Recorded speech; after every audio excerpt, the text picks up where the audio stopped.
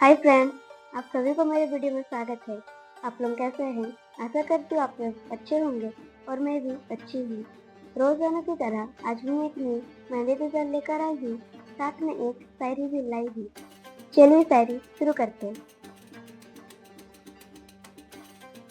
दो पल में मेहंदी हाथों में बन जाती है, दो पल में मेहंदी हाथों में बन जाती है। दिल की बातें मेहंदी में नजर आ जाती है, जो बोलकर ना कह पाए वह मेहंदी कह जाती है।